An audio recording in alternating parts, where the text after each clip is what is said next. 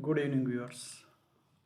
एक नए वीडियो में फिर से आप सभी का स्वागत है। और in this video we are going to discuss about our breakout strategy and breakout stocks which we should keep in the mind, which we should add in our watch list for coming weeks.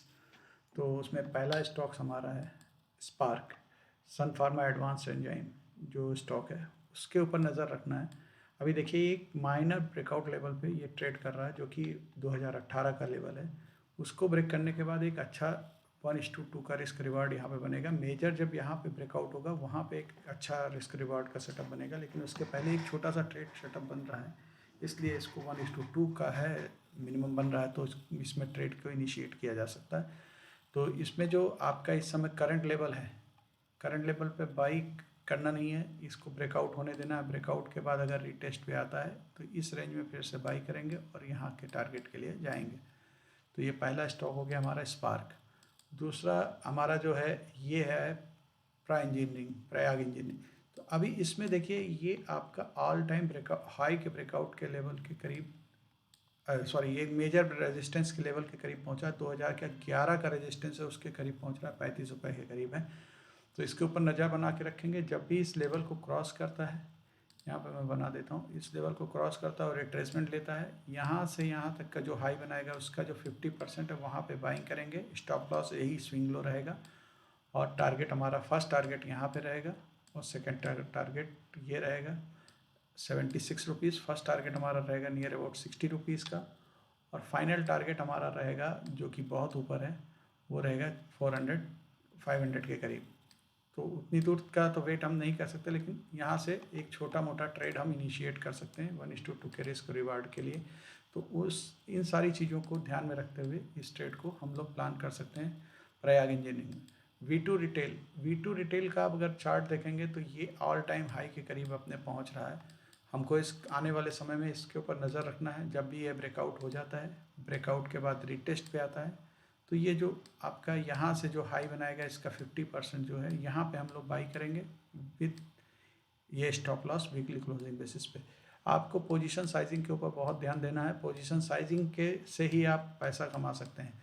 Position sizing means आपको risk जो है आपका जो portfolio है उसके ऊपर 1 to 1.5% का risk लेना है, उससे ज़्यादा रिस्क नहीं लेना है। तो आपका क्या होगा, रिस्क की जो अमाउंट है वो कांस्टेंट रहेगी, प्रॉफिट का अमाउंट जो कांस्टेंट रहेगा। स्टॉक आपके वैरी होते रहेंगे according to the stop loss.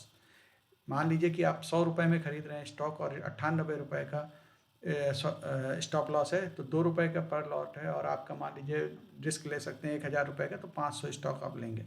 लेकिन अगर वही 105 में है और आपका 95 का स्टॉप लॉस है ना, 105 रुपये में ले रहे हैं, तो 10 रुपये आपका एक स्टॉक के ऊपर रिस्क है, तो आप 100 ही स्टॉक उसका लेंगे।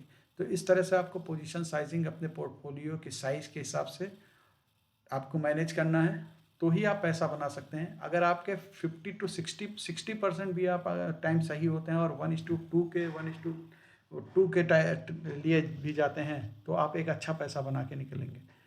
ठीक है। और अगर मैं आपको ये बता रहा हूँ कि अगर ब्रेकआउट के मल्टी ईयर ब्रेकआउट अगर आप लेते हैं और उसमें बने रहते हैं, तो वो उसमें पैसा 20-30% नहीं बनता, डबल हो जाता है।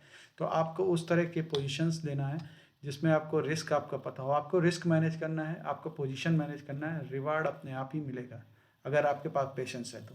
तीसरा स्टॉक है SMS फार्मा। SMS फार्मा में देखिए ऑल टाइम का ब्रेकआउट इसमें हो गया है। अब इसमें हमारा प्लानिंग क्या रहेगा कि एक हाई बनाए, हाई बनाने के बाद लो पे आए और ये जो हमारा 174 से लेके जो हाई बनाएगा उसके बीच का जो 50% होता है वहाँ पे आके रिट्रेस ले और वहीं पे हम बाई करेंगे विद टारगेट आपका यहाँ से लेके यहाँ तक का। मैं टारगेट आपको कैलकुलेट करके दिखा देता हूँ। यहाँ तक का लो बनाया है, यहाँ से हाई किस्से के बीच में इसको सिंपल ऊपर ऐड कर देना। तो मिनिमम इतना तो जाना ही चाहिए, 340 के करीब जाना ही चाहिए। लेकिन ये स्टॉक मल्टी ईयर ब्रेकआउट दे रहा है, तो इसमें हमेशा बने रहना है, क्योंकि ये स्टॉक कई बार कई गुना हो जाते हैं। तो यहाँ से यहाँ तक का 73% है, लेकिन मुझे ये लगता है कि ये 1000 के ऊपर भी जा सकता है SMS फार्मा। ये देखिए आपका क्यूपिड भी आपका जो है नियर अबाउट एक रेंज में फंसा हुआ है और उस रेंज का ब्रेकआउट लास्ट वीक में लग रहा था दे देगा, लेकिन IFB इंडस्ट्रीज उसने नहीं दिया। IFB इंडस्ट्रीज ने तो IFB इंडस्ट्रीज़ के ऊपर नज़र रखना है। जब अगर ये ट्रेंड ये लो को नहीं तोड़ता है तो अभी इसका ट्रेंड रिवर्स नहीं हुआ है जब तक ये लो को नहीं ब्रेक करेगा, और इसके ऊपर अगर जब भी जाता है एक अच्छी कैंडल के साथ और यहाँ पे ब्रेकआउट देके सिंपल आपको वहीं पे जो हमने सेटअप बनाया है कि 50% रिट्रेसमेंट पे आपको बाई करना है। IFB इंडस्ट्रीज, फिनोलेक्स इंडस्ट्रीज जिसको जानते हैं, ये अपने ऑल टाइम हाई के करीब ट्रेड हो रहा है, तो सेम वही सेटअप रहेगा। हाई को ब्रेक करे, 50% रिट्रेसमेंट पे आए, 50% रिट्रेसमेंट पे बाद उसको ब्रेक करे तो हम इसमें पोजीशन लेंगे। गल्फ ऑयल लुब्रिकेंट में आपको देखिए यहाँ पे ये लेवल पे आपको नज़र रखना है। ये यहाँ पे गल्फ ऑयल लुब्रिकेंट को 1100 के ऊपर जब भी क्लोज हो उसके बाद वो रिट्रेसमेंट के लिए आए, 50% रिट्रेसमेंट दे। स्टॉप लॉस यही रहेगा आपका 835 पोजीशन साइजिंग के हिसाब से इसमें पोजीशन ट्रेड लेंगे। इसमें टारगेट बहुत अच्छा ऊपर का बन के आ रहा है। जो आपका टारगेट बन के आ रहा है वो अगर आप देखेंगे तो यहाँ से यहाँ तक का जो लो बनाया था वो ये था, 2017 के लेवल को ब्रेक करने की करीब आया है। ये ध्यान में रखना है। 80% के करीब, 70% के करीब इसमें रिटर्न आ रहा है। जेनेसिस में देखिए बहुत ही अच्छा स्ट्रॉन्ग कैंडल के साथ इसने ब्रेकआउट दिया है, ठीक है। तो ब्रेकआउट के बाद जब भी ये अभी आपको देखना है कि ये 50% रिट्रेसमेंट पे आए, ब्रेक करे या ट्रेंड लाइन का ब्रेकआउट हो, ये स्विंग लो या यहाँ पे जो स्विंग लो बनाएगा उसके साथ आप ट्रेड इनिशिएट कर सकते हैं।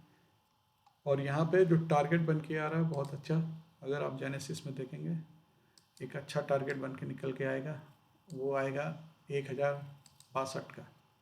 तो अभी हमारा चल रहा है 700, तो नियर अबाउट हम लोग जब बाई करेंगे तो वहाँ से 60% का रिटर्न निकल के आएगा। टाइम टेक्नोप्लास्ट, इसमें देखिए मैंने इसमें ऑलरेडी ब्रेकआउट के बाद यहाँ पे बाई ऑर्डर, अगर आपके पास पैसा नहीं है तो भी ये ट्रेड लेने की कोशिश कीजिए पेपर ट्रेडिंग में, लेकिन पेपर ट्रेडिंग में आपकी साइकोलॉजी इन्वॉल्व नहीं होती, इसलिए उसमें थोड़ा सा प्रॉब्लम है। लेकिन मैं जब भी पैसा ख़त्म हो जाता है तो मैं इसमें भी ट्रेड लेता हूँ, अपने पेपर ट्रेड को ले लेता हूँ और पेपर ट्रेड में मैं ट्रेडिंग करता रहता हूँ। तो टाइम टेक्नोप्लास्ट में भी सेम ही है। और इसके अलावा मैं यूएस के स्टॉक्स में भी देखिए, आप ये देखिए मेरा पेपर ट्रेडिंग, नेस्डेक का CJ है, N2 है, इन सभी चीज़ों में स्टॉक जो मेरा प्रॉफिट है, अकाउंट बैलेंस 34,000 रुपये का प्रॉफिट में चल रहा है, $34,000 के प्रॉफिट में चल रहा है। तो इस तरह से मैं पेपर ट्रेड भी लेता रहता हूँ। तो ये जब भी यहाँ पे रिट्रेसमेंट के लिए आए टाइम टेक्नोप्लास्ट 225 से 235 के रेंज के बीच में, तो आपको वहाँ पे बाई करना चाहिए। स्टॉप लॉस 185 के करीब, 185 वीकली क्लोजिंग बेसिस पे रहेगा। और टारगेट इसमें जो रहेगा वो आपको मैं निकाल के दे देता हूँ। टारगेट इसका रहेगा, ये टारगेट रहेगा 1 मिनट, 89% इसका टारगेट रहेगा, 90% ये डबलिंग, प्योर डबलिंग कैंडिडेट है, इसके ऊपर नज़र बना के रखिए। और लास्ट स्टॉक है इंटेलेक्ट डिज़ाइन एरिना। इसमें भी आपका फर्स्ट में टारगेट आपको बता देता हूँ। इसका टारगेट बहुत इंपॉर्टेंट है आपको जानना कि टारगेट कहाँ तक आपका जा सकता है, उसके ऊपर भी जाएगा लेकिन इतना तो जाना ही चाहिए एज़ पर पैटर्न, जो पैटर्न बना है उसके हिसाब से इतना जाना चाहिए।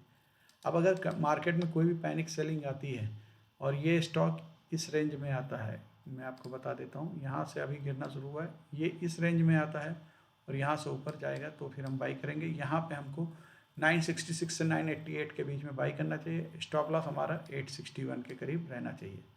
तो इन सारे स्टॉक्स के ऊपर आपको नज़र रखनी चाहिए अगले आने वाले 1 महीने में। जब भी इन स्टॉक्स में आपको ट्रेड इनिशिएट मिले, आपको पहला तो क्या है कि सबसे पहले आपको लर्निंग पे ध्यान देना है। मैं जहाँ तक जो गलतियाँ किया हूँ वो मैं चाहता हूँ कि आप लोग ना करें। मैंने भी बहुत सारी गलतियाँ की हैं जो अभी मैं नए ट्रेडर्स को देखता हूँ कि कोई भी बता दे, कहीं पे भी कुछ भी बता दिया तो ले लिया। नहीं, मैं बता रहा हूँ, इसका मतलब ये नहीं है कि स्टॉक चलने ही वाला है। ये स्टॉक नहीं चलेगा, चल भी सकता है, नहीं भी चल सकता है। लेकिन आपको, अगर आपको ये पता है कि मैं इसमें मैक्सिमम इतना रिस्क ले रहा हूँ और 1:2 के रिस्क रिवार्ड के लिए मिनिमम जा रहा हूँ, प्लस मैं अपनी पोजीशन साइजिंग को कंट्रोल कर रहा हूँ और मेरा चार्ट का सेटअप मेरे को अंडरस्टैंड है और मुझे बिजनेस समझ में आता है, उसके फंडामेंटल्स समझ में आते हैं, तो फिर हम उस स्टॉक में अगर जाएंगे तो विनिंग के चांसेस बन जाते हैं। इसीलिए कहा जाता है कि आपको स्टॉक मार्केट में ऑलवेज लर्निंग के ऊपर ध्यान देना है। लर्निंग आप करेंगे तो अर्निंग अपने आप ही आएगी। और ये एक एजुकेशनल पर्पस के लिए वीडियो है। इसको ऐसा नहीं समझिए कि मैंने कोई टिप दिया है या कोई आपको एडवाइस दिया है। इंश्योरेंस आपका इन्वेस्टमेंट जो है वो बहुत ही क्रिटिकल सब्जेक्ट है, और उसमें कोई भी डिसीजन लेने के पहले एक जो भी जानकार है, जो आपके आसपास है, जिनसे आप फाइनेंशियल एडवाइजर्स लेते हैं, उनसे एडवाइस लेके ही इसमें ट्रेड करें। प्रॉपर पोजीशन साइजिंग के साथ ट्रेड करें, प्रॉपर रिस्क मैनेजमेंट के साथ ट्रेड करें। रिस्क और रिवार्ड आपका फेवरेबल होना चाहिए, उसी कंडीशन में बाई करें। और अपने साइकोलॉजी को कंट्रोल करने के लिए, अपनी लर्निंग को कंट्रोल करने के लिए वीडियो को बार बार देखें। और अगर आपको समझ में आता है तो एक लाइक ज़रूर बनता है, इस वीडियो को लाइक ज़रूर करते रहिए। Thank you.